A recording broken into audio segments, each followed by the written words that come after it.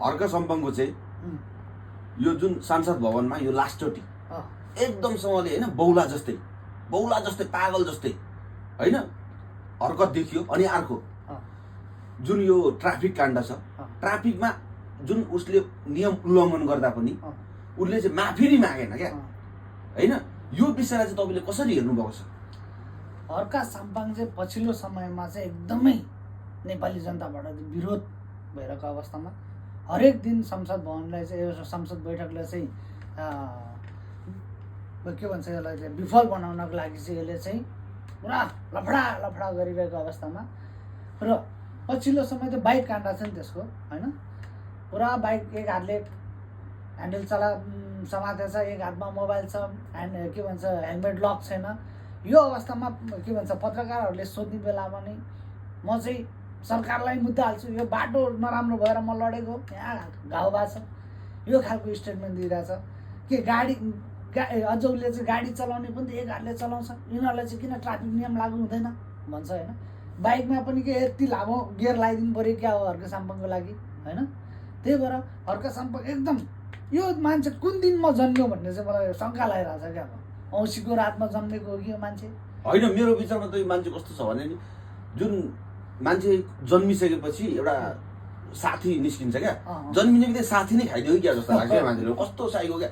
अब हेर्नु न बौला जस्तै क्या। अब सबैले सोसियल मिडियामा दुनियाँले अहिले भनेको के भनेको एउटा गालीको पात्र होइन। अब हिजोको दिनमा कस्तो थियो के थियो हामीलाई बाल भएन, तर आजको दिनमा भनेको हर्के भनेको के हो त? कामै नलाग्ने नालायक होइन, पागलको रूपमा अर्धपागल होइन। यसलाई भन्छु के भन्छ थेत्तर हो क्या, लात पसेको नकचौर जस्तै एकदम थेत्तर हो। भने हिजोको दिनमा के भन्थ्यो उसले थाहा छ? हर्केले चाहिँ हिजोको दिनमा के भन्दै थियो भने अहिले राई लिम्बूले राष्ट्रसभालाई भोट हाल्छ त भनेको उसको मुखबाट हो नि। यो पछिल्लो समयमा नेपाली जनताले सबभन्दा मन नपराएको भनेको यसले चाहिँ जातीय द्वन्द्व गराउँदैछ।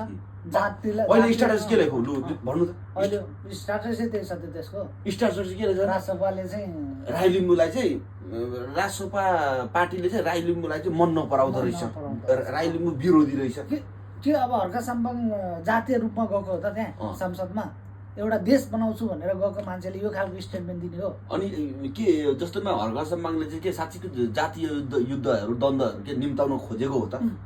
यो यही खालको स्टेटमेन्ट दियो भने जातीय द्वन्द्व अवश्य हुन्छ त। जस्तैमा बेफाइदा कसलाई बढी होला त?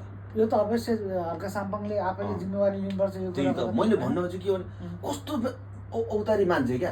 हेरौँ त ल सुदन गुरुङ हेरौँ, महावीर पुन हेरौँ, कमब्याक भइसक्यो। महावीर पुन चाहिँ दुईचोटि चाहिँ मन्त्री भइसक्यो। अब यो ऊ चाहिँ एउटा राष्ट्रपति पनि होइन अझ महावीर पुन त स्वतन्त्र लडेको मान्छे चाहिँ बिना आफ्नो एउटा चाहियो भने राष्ट्रपतिमा त्यो खालको मान्छेहरू छैन। अरे अहिले हर्केको हरकत राम्रो थियो भने नि बालेनले एउटा न एउटा मन्त्री दिन्थ्यो क्या, 100% दिन्थ्यो क्या। काम गर न महावीर पुनलाई खोइ त्यो त। तर हर्के त पुरै विरोधमा ए बाबा कहिले काहीँ त यसो आफ्नो गाउँठाउँको आफ्नो समाजको एउटा केही न केही विकृतिहरू एउटा चाहिँ विकास कसरी गर्न सक्छ, देश कसरी बनाउन सक्छ, यो किसिमको चाहिँ लगेर जानु पर्यो नि त संसदमा। यो मान्छेहरू चाहिँ अब कस्तो भयो त्यो भने एकदमसँगले भेलुबाजेहरू जस्तै होइन, भाइरलै मात्रै हुन खोज्ने, खालि त्यो सामाजिक सञ्जालमा हर्क मात्रै नभएर त्यो हर्ककै पार्टीको त्यो के आर्यन राई त झन् त्यो मान्छेले एकदम लेडे ढिपी गर्ने मान्छे रहेछ। त्यो मान्छे कामै छैन हो। कसले जितायो मान्छे? पृथ्वीनारायण शाहको फोटोमा मुतेर पिसा फेरेर दुनियाँ थुथु गरेर त्यस्तो जे भए पनि यार हाम्रो नेपाल एकीकरण गरेको, नेपालीहरूलाई एकजुट गरेको, देश बनाएको मान्छे एउटा इन्डियामा गान्धीलाई पूजा गर्न हुन्छ भने पृथ्वीनारायण शाहलाई यसो होइन एक दिन पृथ्वी जयन्तीको दिन यसो उभिएर सलाम ठोकिदिँदाखेरि के बिग्रिन्छ? त्यही भएर यो हर्क साम्पाङ र यो के राई रे त्यसको नाम आर्यन राईलाई चाहिँ जसले जिताएर पठाउनु भएको छ त्यो मान्छेले चाहिँ एउटा स्ट्रङली यो मान्छेहरूलाई चाहिँ कारबाहीको दायरामा ल्याउनु पर्यो आफ्नो ठाउँबाट। सबैले चाहिँ एउटा हस्ताक्षर कार्यक्रम ल्याएर हुन्छ कि के गरेर हुन्छ, आफ्नो ठाउँको एउटा समस्या लगेर जाने हो कि तिमी उहाँ संसदमा गएर हल्ला गर्न जाने हो? अहिले मेरो चाहिँ के छ भने हर्क साम्पाङ र आर्यन राई चाहिँ दुईटा गोरु भए। अब तिनीहरूलाई टक्क हलो लगाएर जोत्ने भनेको चाहिँ सुदन किराती हो। सुदन किरातीले मजाले जोत्छ। सुदन किराती चाहिँ मलाई पनि लाग्छ एउटा बेस्ट टाइममा चाहिँ इन्ट्री भएको छ। यो सरम संस्कृतिलाई चाहिँ पुरै क्या उजाड बनाइदिने, यो सरम संस्कृतिलाई नि पुरै उखालेर फ्यालिदिनको लागि त्यो सुदन किराती आइसकेको छ। उनीहरूले चाहिँ आफ्नो बन्धु होइन 13 दिने के भन्छ त्यसलाई 13 दिने दाजुभाइ गोत्र मिलेको भनेर ल्याएको हो। तर यो भनेको चाहिँ सुदन गुरुङ भनेको चाहिँ यो सरम संस्कृतिको भविष्य अन्धकार बनाइदिन समाप्त गरिदिनको लागि आएको हो होइन।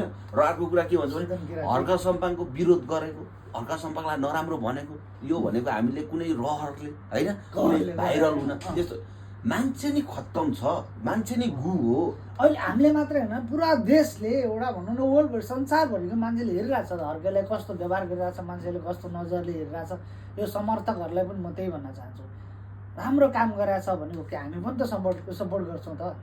के ऊ मेयर हुने बेला नगरे हो, हामीले पनि त भनेको उसलाई चाहिँ हर्केलाई चाहिँ ल्याउनुपर्छ, राम्रो मान्छे हो, देशको लागि चाहिने मान्छे हो भने। तर जब सांसद भएर आइसकेपछि विभिन्न किसिमको खालि लफडा यो खालको नबनौँ। कमसेकम चाहिँ देश बनाउन आएको सबैजना मिलेर देश बनाऊ होइन। यो खालको स्टेटमेन्ट दिएर यो खालको लफडा गरेर चाहिँ हर्के साम्पाङलाई चाहिँ रुखमा बाँधेर चाहिँ त्यसलाई चाहिँ भाटे कारबाही गर्नु पर्यो। र अर्को कुरा चाहिँ हर्का सम्पाङलाई आजको दिनमा पनि होइन अझै पनि काखी च्यापेर अझै पनि हर्कबाद हर्का सम्पाङ महान हो भनेर हिँड्ने मान्छेहरू छ भने त्यो मान्छेहरू भनेको चाहिँ नि के भन्नु त्यसलाई भनेको कामै छैन क्या तिनीहरू भनेको चाहिँ। कस्तो भने कुनै दिमागै नभएको होइन, के भन्नु त्यस्तो मान्छेहरूलाई यार, म त भन्नै सक्दिनँ। त्यो मान्छेहरूलाई भन्ने कुरै छैन। दुनियाँले भनिरहेछ बोलिरहेछ, अब हामीले बोल्ने जे देखाएको छ हामीले त्यो बोल्या मात्रै हो। राम्रो काम गर्नेलाई राम्रो भन्छौँ हामी, नराम्रोलाई हो। हर्का साम्पाङ अहिलेको परिस्थितिमा सबभन्दा खतम। एमालेको फोटोकपी भनौँ न, एमाले माओवादीहरूको पहिलेको फोटोकपी जस्तै हो। र अर्को कुरो भनेको अहिले पनि केही बिग्रेको छैन। हर्का सम्पाङ भनेको सुध्रिन सक्छ अझै पनि।